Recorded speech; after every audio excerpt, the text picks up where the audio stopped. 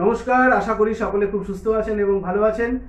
Piles বা haemorrhoids বা অর্শ এই সমস্যায় কিন্তু অনেকেই সাফার করেন, কারণ আমরা কিন্তু আমাদের ক্লিনিকে মাঝে মাঝেই এই ধরনের সমস্যায় সাফার করছেন এরকম প্রচুর পেশেন্ট পাই। তাহলে এই যে আজকে আমরা যে ভিডিও করব সেই ভিডিওতে কিন্তু মূলত আলোচনা করব এই পাইলস বা হেমোরয়েডস এটা কি, এটা কেন হয়, অর্থাৎ কি কি কারণে পাইলস হয়, এর সিমটমস গুলো কি কি, এর টাইপস গুলো কি কি, এবং অবশ্যই জানবো যে হোমিওপ্যাথিতে কি কি ওষুধ রয়েছে বা কি ট্রিটমেন্ট রয়েছে যার মাধ্যমে আমরা এই পাইলস বা হেমোরয়েডসের সমস্যাকে সম্পূর্ণরূপে দূর করতে পারি। তো ফ্রেন্ডস, আমি ডক্টর সুদীপ ভট্টাচার্য এবং আপনারা দেখছেন হোমিওপ্যাথি ফর অল। চলুন তাহলে শুরু করা যাক।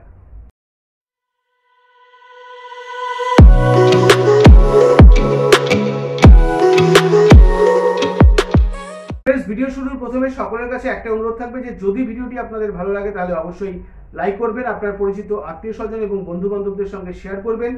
আর যদি আপনি চ্যানেলে নতুন হন অথবা চ্যানেলটিকে এখনো সাবস্ক্রাইব করে উঠতে পারেননি তাহলে অবশ্যই সাবস্ক্রাইব করে নিন এবং সাবস্ক্রাইব করার সময় পাশে থাকা বেল আইকনটিকে প্রেস করবেন, যাতে যখনই আমি এই ধরনের হেলথ অথবা ডিজিজ রিলেটেড কোনো ভিডিও এই চ্যানেলে আপলোড করব তার ইনস্ট্যান্ট নোটিফিকেশন কিন্তু আপনার কাছে চলে আসবে। তাহলে এই যে পাইলস বা হেমোরয়েডস এটা কি? দেখুন, আমাদের যে রেকটাম রয়েছে এবং অ্যানাস রয়েছে যার মাধ্যমে স্টুলটা পাস হয়ে যায়, সেখানে কিন্তু এক ধরনের ভেইন থাকে, সেই ভেইনটাকে বলা হয় রেকটাল ভেইন।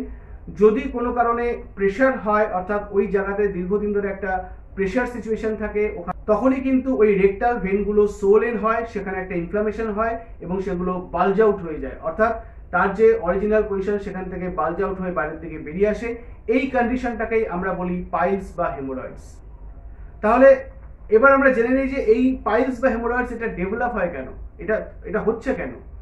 দেখুন, আমি যে একটু আগে বললাম যে ইনক্রিজ প্রেশার, অর্থাৎ রেকটাম বা অ্যানাল ক্যানাল অর্থাৎ অ্যানাস এই এরিয়াতে যদি দীর্ঘদিন ধরে একটা এক্সটার্নাল প্রেশার ক্রিয়েট হতে থাকে, সেটা যে কারণেই হোক না কেন, তবেই কিন্তু পাইলস ডেভেলপ করবে। একদিনে কিন্তু কখনোই পাইলস ডেভেলপ করে না। তাহলে এই যে প্রেশার, এই প্রেশার কি কি কারণে হতে পারে? প্রথমেই যে কারণটি বলবো সেটি হচ্ছে দীর্ঘদিন ধরে যারা কনস্টিপেশনে সাফার করছেন, অর্থাৎ তাদের 2 দিন বা 3 দিন ছাড়া ছাড়া স্টুল হচ্ছে, যখন স্টুল হচ্ছে খুব হার্ড স্টুল হচ্ছে, পাস করতে খুব সমস্যা হচ্ছে, তাদেরকে প্রচুর স্ট্রেনিং করতে হচ্ছে, প্রেশার দিতে হচ্ছে। এই যে ইনক্রিজ প্রেশারটা দীর্ঘদিন ধরে ওই রেকটাম এবং অ্যানাল এরিয়াতে পড়ছে, তার কারণে কিন্তু তাদের পাইলস ডেভেলপ করছে। একইভাবে যারা দীর্ঘদিন ধরে ক্রনিক একটা ডায়রিয়াতে সাফার করছে, তাদের ক্ষেত্রেও কিন্তু পাইলস ডেভেলপ করতে পারে, কারণ সেক্ষেত্রে কি হয়, সেক্ষেত্রে ওই অ্যানাসের কাছে বা রেকটামের কাছে একটা স্প্যাজম হতে থাকে, সেই স্প্যাজমটাও কিন্তু একটা প্রেশার এফেক্ট তৈরি করে, যেই প্রেশার এফেক্টের জন্য কিন্তু ওই রেকটাল ভেনগুলো এনগর্জ হয়ে গিয়ে সেখানে পাইলস ডেভেলপ করে। এছাড়া অনেকের একটা অভ্যাস থাকে যে তারা দীর্ঘক্ষণ ধরে তারা টয়লেটে বসে থাকছেন, তাদের যেটাকে আমরা বলি ইনএফেকচুয়াল আর্জিং ফর স্টুল, অর্থাৎ স্টুল হচ্ছে না কিন্তু মনে হচ্ছে যেন আরো স্টুল হবে, এবং বসে থাকছেন, কিছুক্ষণ পর পর একটা প্রেশার দিচ্ছেন, একটা মনে হচ্ছে যেন স্টুল ঠিক ক্লিয়ার হলো না, বাবল ঠিক ক্লিয়ার হলো না। এই ফলেও কিন্তু দেখা যায় যে ওই যে দীর্ঘক্ষণ ধরে বসে থাকার কারণে মাঝে মাঝে একটা প্রেশার দিচ্ছেন, এটা যদি দীর্ঘদিন ধরে চলতে থাকে সেখান থেকেও কিন্তু পাইলস বা হেমোরয়েডস ডেভেলপ করতে পারে। আরেকটি কারণ বলবো, যেটি হচ্ছে ওবেসিটি, অর্থাৎ স্থূলকায়ত্ব বা যাদের বিএমআই খুব হাই থাকে, তাদের ক্ষেত্রেও কিন্তু আমরা দেখেছি পাইলস ডেভেলপ করার চান্স খুব বেশি থাকে। প্রেগনেন্সিতে অনেকের পাইলস ডেভেলপ করে, কারণ প্রেগনেন্সির সময় কি হয় না, যেহেতু ইউটেরাসটা অনেকটা বড় হয়ে যায়, অ্যাবডোমিনাল প্রেশারটা অনেকটা বেড়ে যায় এবং আশেপাশের স্ট্রাকচারগুলোকে যেহেতু তারা সেই ইউটেরাসটা একটা প্রেশার ক্রিয়েট করে, সেখানে তার থেকেও কিন্তু একটা পাইলস বা হেমোরয়েডস ডেভেলপ করতে পারে।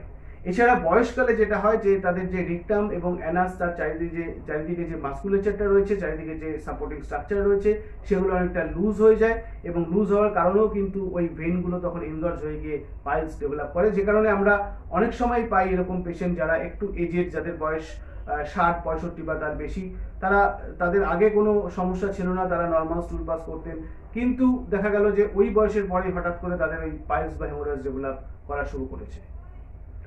তাহলে চলুন এবার আমরা জেনে নিই যে এই পাইলস বা হেমোরয়েডস কত ধরনের হয়। মূলত আমরা এর অবস্থান অনুসারে একে দুটো ভাগে ভাগ করি, একটি হচ্ছে এক্সটার্নাল পাইলস বা এক্সটার্নাল হেমোরয়েডস, আর একটি হলো ইন্টারনাল পাইলস অথবা ইন্টারনাল হেমোরয়েডস। এই এক্সটার্নাল পাইলস কাকে বলবো না, যে ক্ষেত্রে এই পাইলসটা বাইরের দিকে ডেভেলপ করছে, অর্থাৎ অ্যানাসের চারিপাশে স্কিনের ঠিক নিচে যেখানে ডেভেলপ করছে, বাইরে থেকে দেখা যাচ্ছে ওই সোয়েলিংটা, সেটাকে আমরা এক্সটার্নাল পাইলস বলবো। আর ইন্টারনাল পাইলস কাকে বলবো না, অ্যানাসের লাইনিং এর মধ্যে রেকটামের যে লোয়ার পোর্শনটা, অর্থাৎ ভেতর দিকে, ঠিক বাইরে থেকে দেখা যাবে না, কিন্তু যদি আমরা প্রক্টোস্কোপিক এক ধরনের ইনস্ট্রুমেন্ট পাওয়া যায়, সেই প্রক্টোস্কোপ দিয়ে যদি আমরা সেটাকে দেখি, তখন আমরা দেখতে পারবো সেখানে একটা পাইলস ডেভেলপ করে রয়েছে, এটাকে আমরা বলবো ইন্টারনাল পাইলস। তাহলে এবার আমরা জেনে নিই যে এই পাইলস বা হেমোরয়েডস এর সিমটমস গুলো কি কি। দেখুন, এই পাইলস বা হেমোরয়েডসের সিমটম বলার আগে আমি একটা কথা বলবো যে আমাদের কাছে যখন পেশেন্টরা আসেন হয়তো অন্য কোনো কমপ্লেন নিয়ে এসেছেন, তারা হয়তো অন্য কোনো ডিজিজে সাফার করছেন, আমরা যখন সেটাকে কেস টেকিং করতে থাকি এবং তাকে যখন আমরা জিজ্ঞাসা করি যে আপনার আরও কোনো সমস্যা আছে কিনা, অনেকেই আমাদেরকে বলেন যে ডাক্তারবাবু জানেন তো মাঝে মাঝেই যখন স্টুলটা একটু হার্ড হয় বা একটু কনস্টিপেশন হচ্ছে তখন অ্যানাসের কাছে একটা ডিসকমফোর্ট ফিলিং হচ্ছে, মানে ঠিক ব্যথা বলবো না, হালকা ব্যথাও বলা যায়, তবে একটা ডিসকমফোর্ট ফিলিং হচ্ছে এবং ডিসকমফোর্টটা মাঝে মাঝেই হয়। যখন দীর্ঘক্ষণ ধরে বসে থাকি তখন একটা ডিসকমফোর্ট হয় এবং ওখানটা একটা ইচিং সেন্সেশন হয়, তবে ব্যথা সেরকম নেই বলে ওটাকে খুব একটা আমরা পাত্তা দিইনি বা ওটাকে খুব একটা যে একটা মানে প্রবলেম সেটাকে প্রবলেম হিসাবে মানিনি, তবে আপনি জিজ্ঞেস করলেন বলে বললাম। এবং মাঝে মাঝে অনেকে এটাও বলেন যে স্টুলের সাথে হালকা মানুষ যেন ব্লাড আসছে।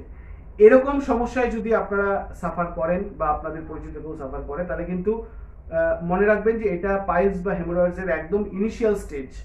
এই স্টেজে যদি আপনি চিকিৎসা করাতে পারেন কোনো অভিজ্ঞ হোমিওপ্যাথি চিকিৎসকের মাধ্যমে, তাহলে কিন্তু এই পাইলস বা হেমোরয়েডসটা ডেভেলপ করবে না এবং খুব শীঘ্রই কিন্তু আপনি আরোগ্যের পথে অগ্রসর হবেন। তাই এরকম সমস্যা যদি আপনার হয়, এরকম সিমটমস যদি আপনি দেখেন, তাহলে দেরি না করে খুব তাড়াতাড়ি আপনি কিন্তু যে কোনো অভিজ্ঞ হোমিওপ্যাথিক চিকিৎসকের পরামর্শ নিয়ে চিকিৎসা করবেন। এটাই যদি দীর্ঘদিন চলতে থাকে তাহলে কি হয় না, তাহলে আস্তে আস্তে দেখা যায় যে তার একটা পেইনটা আস্তে আস্তে বাড়তে থাকে, যখনই স্টুল পাস করতে যাচ্ছেন তখনই পেইন হচ্ছে।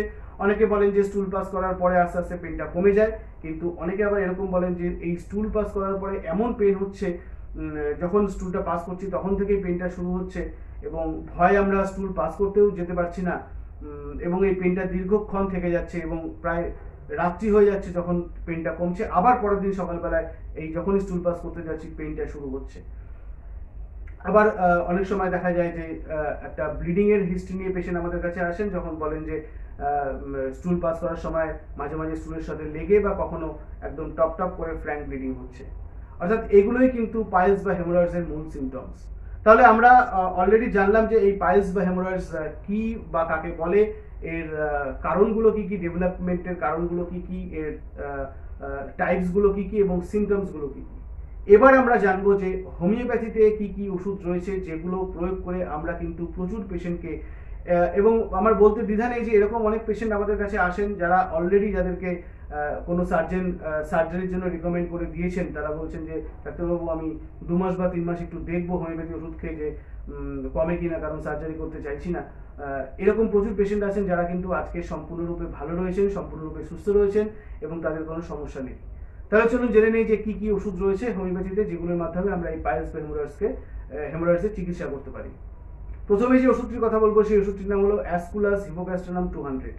এই অ্যাসকুলাস এই ওষুধটা কিন্তু এমন একটা ওষুধ যেটা ম্যাক্সিমাম এই যে পাইলসের যে সিমটম সেটাকে কভার করে, অর্থাৎ কনস্টিপেশন পেশেন্টদের থাকবে, তার সাথে ব্যথা, যখনই তারা স্টুল পাস করতে যাচ্ছেন প্রচন্ড পেইন হচ্ছে, অ্যানাসের কাছে মাঝে মাঝে ইচিং হচ্ছে, সাথে ব্লিডিং পেশেন্টের থাকছে, এই যে সিমটমসগুলো সম্পূর্ণরূপে কভার করে কিন্তু এই অ্যাসকুলাস হিপোক্যাস্ট্রানাম। অনেকে আমরা দেখেছি যে আমি দেখি যে তারা অ্যাসকুলাস মাদার টিংচার ইউজ করেন, তবে আমি কিন্তু আমার ক্লিনিকে মূলত অ্যাসকুলাস 200 এই ওষুধটা ইউজ করি।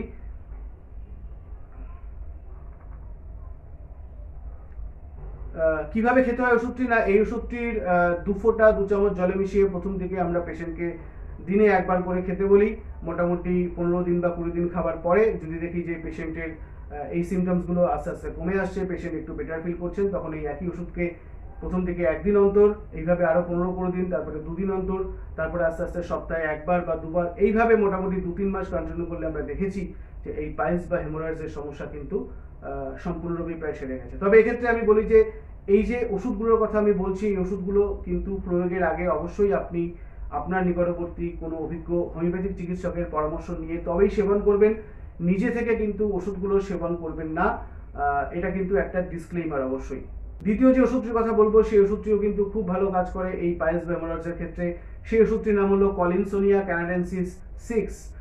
এই ক্ষেত্রে কিরকম সিমটম থাকে না, পেশেন্ট এসে আমাদের বলেন যে প্রচন্ড ব্যথা হচ্ছে, যেন মনে হচ্ছে অ্যানাসের কাছে অনেকগুলো ধারালো কিছু দিয়ে কেউ যেন ওখানটায় আঘাত করছে, এরকম একটা ব্যথা হচ্ছে, সঙ্গে একটা অবস্টিনেট কনস্টিপেশন থাকছে, পেশেন্ট প্রচন্ড একটা কনস্টিপেশনের সমস্যা সাফার করছেন, এর সাথে প্রচন্ড ব্যথা অ্যানাসের কাছে একটা জ্বালা থাকছে, এক্ষেত্রে কিন্তু আমরা কলিনসোনিয়া এই ওষুধটি দিয়ে যেরকম কনস্টিপেশনটাকে অনেকটা কভার করতে পেরেছি, কনস্টিপেশনটাকে অনেকটা কমিয়ে আনতে পেরেছি, ঠিক একইভাবে পাইলসের এই যে সমস্যা এটাকেও কিন্তু আমরা অনেকাংশেই সারিয়ে ফেলতে পেরেছি। কলিনসোনিয়া ক্যানাডিয়েন্সিস 6 প্রথম দিকে আমরা পেশেন্টকে ওই একইভাবে 2 ফোঁটা 2 চামচ জলে মিশিয়ে দিনে 2 বার করে খেতে বলি। মোটামুটি 15 দিন বা 20 দিন খাওয়ার পরে যদি দেখা যায় যে তার এই যে সিমটমসগুলো এগুলো অনেকটা কমে এসছে, তাহলে এই একই ওষুধকে তারপরে দিনে একবার করে আরও 15-20 দিন, তারপরে একদিন ছাড়া ছাড়া এইভাবে মোটামুটি 2 মাস বা 3 মাস বা 4 মাস কন্টিনিউ করলে আমরা দেখেছি এই পাইলস বা হেমোরয়েডস সঙ্গে এই অবস্টিনেট কনস্টিপেশন এটা কিন্তু সম্পূর্ণরূপেই সেরে যায়। এরপরে যে ওষুধটা বলবো সেই ওষুধটির নাম হলো পিওনিয়া অফিসিনালিস 30। এই পিওনিয়া অফিসিনালিস এই ওষুধটিও আমরা প্রয়োগ করি পাইলসের ক্ষেত্রে, প্রয়োগ করে খুব ভালো রেজাল্ট পেয়েছি, যেক্ষেত্রে ব্যথা থাকছে, সঙ্গে অ্যানাসের যে অরিফিসটা রয়েছে সেটা সোয়েলেন হয়ে রয়েছে এবং পেইন থাকছে। পেইন যখনই পেশেন্ট স্টুল পাস করতে যাচ্ছে তখন পেইন হচ্ছে এবং পেইনটা তারপরেও দীর্ঘক্ষণ ধরে থেকে যাচ্ছে। এক্ষেত্রে আমরা এই পিওনিয়া অফিসিনালিস ওষুধটি 30 পোটেন্সিতে প্রয়োগ করে খুব ভালো রেজাল্ট পেয়েছি। এই ওষুধটিও একইভাবে আমরা পেশেন্টকে রেকমেন্ড করি 2 ফোঁটা 2 চামচ জলে মিশিয়ে দিনে 2 বার করে, প্রথম দিকে মোটামুটি 15 দিন বা 20 দিন, তারপরে একবার করে আরও 15-20 দিন, তারপরে একদিন ছাড়া ছাড়া বা 2 দিন ছাড়া ছাড়া, এইভাবে 2 মাস বা 3 মাস কন্টিনিউ করালে আমরা দেখেছি এই পাইলস বা হেমোরয়েডসের এই সিমটমস যে যারা আমাদের কাছে আসছেন তাদের কিন্তু এই সিমটমসগুলো সম্পূর্ণরূপেই সেরে যাচ্ছে। এরপরে যে ওষুধটির কথা বলবো সেই ওষুধটির নাম হলো র্যাটানিয়া 200। এই র্যাটানিয়া ওষুধটি কিন্তু আমরা দেখেছি যে সিভিয়ার একটা পেন, মানে এক্ষেত্রে পাইলসের ক্ষেত্রে, অর্থাৎ এই যে পাইলস যাদের জন্য আমরা র্যাটানিয়া রেকমেন্ড করি তাদের ক্ষেত্রে পেনটা এতটাই তীব্র হয় যে তারা ভয়ে স্টুল পাস করতে যেতে পারেন না। তাদের নর্মাল যে অ্যাক্টিভিটিগুলো, কাজকর্মগুলো, এগুলো সম্পূর্ণ তারা বন্ধ করে দিয়েছেন, সারাদিন প্রায় বিছানায় শুয়ে আছেন এবং এই পেনটা সারাদিন ধরে চলছে। শুধু পেন নয়, পেনের সাথে সাথে ওই যে অ্যানাস এরিয়াতে প্রচণ্ড জ্বালা করছে, মানুষের জন্য অ্যানাসটা গরম হয়ে রয়েছে। সিভিয়ার পেনের ক্ষেত্রে আমরা এই র্যাটানিয়া 200 প্রয়োগ করে খুব ভালো রেজাল্ট পেয়েছি। কিভাবে খেতে দেই না, প্রথম দিকে যখন এই সিভিয়ার পেনটা থাকে তখন এই র্যাটানিয়া 200 এই ওষুধটি 2 ফোঁটা 2 চামচ জলে মিশিয়ে প্রথম দিকে আমরা পেশেন্টকে দিনে 3 বার বা 4 বার বা কারো কারো ক্ষেত্রে আমরা 1 ঘন্টা অন্তর রিপিট করে খুব ভালো রেজাল্ট পেয়েছি। এইভাবে যখনই ব্যথাটা একটু কমে আসবে তখনই এই ওষুধটিকে দিনে 2 বার বা 3 বার করে পেশেন্টকে মোটামুটি 15 দিন 20 দিন আমরা পেশেন্টকে খাওয়ার জন্য রেকমেন্ড করি। তারপরে যখন এই সিমটমটা অনেকটা কমে আসে তখন দিনে 2 বার করে 15 দিন, তারপরে দিনে 1 বার করে আরও 15 দিন, তারপরে একদিন ছাড়া ছাড়া, এইভাবে মোটামুটি 2 মাস 3 মাস বা 4 মাস কন্টিনিউ করালে আমরা দেখেছি এই যে সিভিয়ার পেইন সঙ্গে হেমোরয়েডস বা পাইলস ডেভেলপ করে রয়েছে সেটা কিন্তু সম্পূর্ণরূপে সেরে গেছে। এরপরে যে ওষুধটির কথা বলবো সেই ওষুধটির নাম হলো হেমাবেলিস মাদার টিংচার। যাদের ক্ষেত্রে এই পাইলসের সঙ্গে প্রচণ্ড ব্লিডিংয়ের একটা হিস্ট্রি থাকছে, যখনই তারা স্টুল পাস করতে যাচ্ছেন তখনই ব্লিড করছে, কখনো স্টুলের সাথে লেগে, কখনো ফ্র্যাঙ্ক ব্লিডিং হচ্ছে, কখনো আবার স্টুল পাস করতে যাওয়ার আগেই ব্লাড ঝরে ঝরে পড়ছে। এক্ষেত্রে আমরা হেমাবেলিস মাদার টিংচার প্রয়োগ করে খুব ভালো রেজাল্ট পেয়েছি। এই ওষুধটির 10 ফোঁটা সামান্য অর্থাৎ হাফ কাপ জলে মিশিয়ে প্রথম দিকে আমরা পেশেন্টকে দিনে 2 বার করে খেতে বলি। মোটামুটি 7 দিন খাওয়ার পরে ব্লিডিংটা কমে আসলে দিনে 1 বার করে, পরবর্তীকালে কিন্তু যখন ব্লিডিংটা সম্পূর্ণরূপেই কমে যায় তখন আমরা হেমাবেলিস 200 এই ওষুধটি রেকমেন্ড করি পেশেন্টকে। রেকমেন্ড করলে আমরা দেখেছি এই যে ব্লিডিংটা এই যে কমে যাচ্ছে, এই কমে যাওয়াটা কিন্তু অনেকটা পার্মানেন্ট হয়ে যায়। এই হেমাবেলিস 200 এই ওষুধটিরও 2 ফোঁটা 2 চামচ জলে মিশিয়ে প্রথম দিকে আমরা দিনে 1 বার করে দিই, মোটামুটি 15-20 দিন, তারপরে একদিন অন্তর বা 2 দিন অন্তর, এইভাবে আরও 15-20 দিন কন্টিনিউ করালে আমরা দেখেছি যাদের ক্ষেত্রে পাইলসের সঙ্গে ব্লিডিংয়ের এই যে সিমটমটা এটাই খুবই রিমার্কেবল হয়, তাদের ক্ষেত্রে কিন্তু এই হেমাবেলিস প্রথম দিকে মাদার টিংচার, পরবর্তীকালে 200 এটা খুব দারুণভাবে কাজ করে।